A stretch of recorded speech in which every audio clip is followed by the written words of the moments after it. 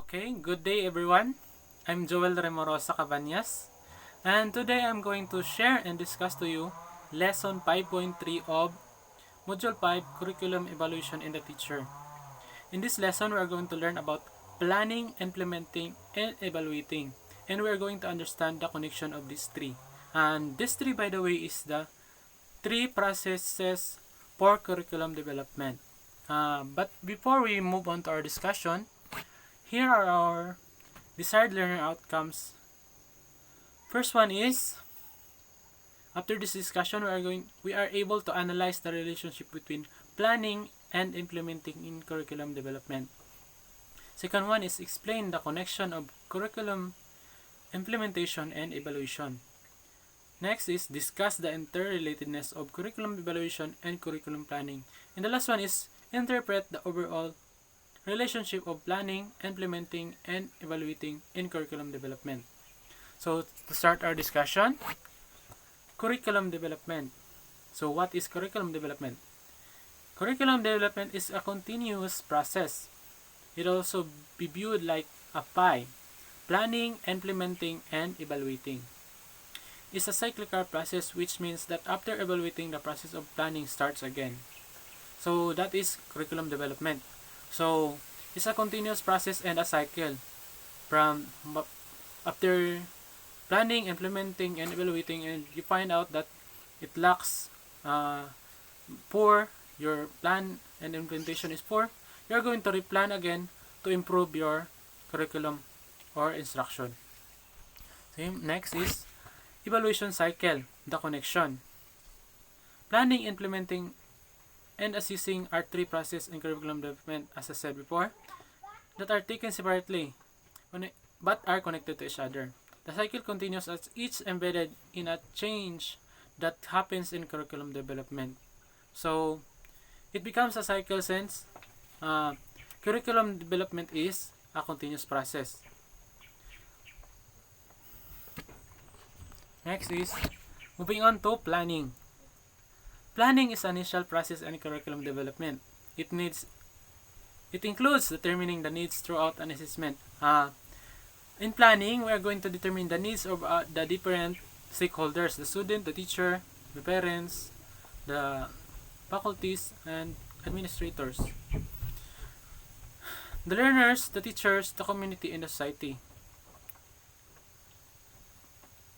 which are our stakeholders. Intended outcomes should be smart, specific, measurable, attainable with result, and within the frame of time. Intended outcome should be doable, achievable, and desired. So in planning, we are going to identify our learning outcomes to be able to achieve after the discussion. Our learning outcomes should be based on the needs of our stakeholders. Some characteristic of our learning outcome is smart, specific, measurable, attainable, and desirable. The next one is implementing. Since we are done on planning, we are going to implement our plan, or we are going to put in action. But first of all, the plan you make should be well made so that it could be implemented well as well. The plan curriculum which was written should be implemented, meaning put in action.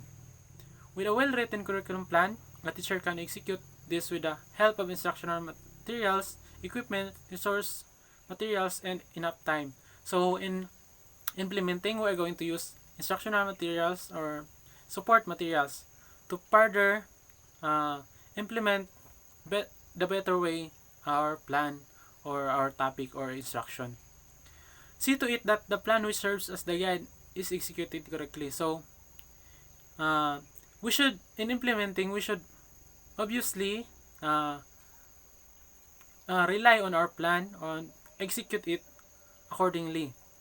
The skill and ability of the teacher to impart the guide learning are necessary in the curriculum implementation. So implementing is all about the teacher's skills, the teacher's ability to how she or he are going to implement his or her plan. Moving on, here is the last curriculum development process is evaluation. So, since we're done implementing, in evaluation, to find out at this point if the plan or written curriculum was implemented successfully and the research learning outcomes were achieved. So, basically, we're going to identify or know if we implement our plan accordingly and correctly and with the desired learning outcomes being achieved. So if we find out in our evaluation that our implementation is very poor and we have found out that how we can improve it, we can know how we are going to improve our curriculum or the instruction that we are delivering. So evaluation is important to the process since curriculum development is process, and in evaluation we know that we can improve. We know what we can improve in our curriculum.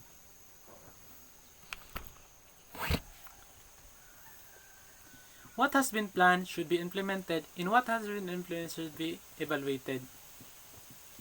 So basically, we are just not making plan, so it's just on the paper, written. It should be implemented.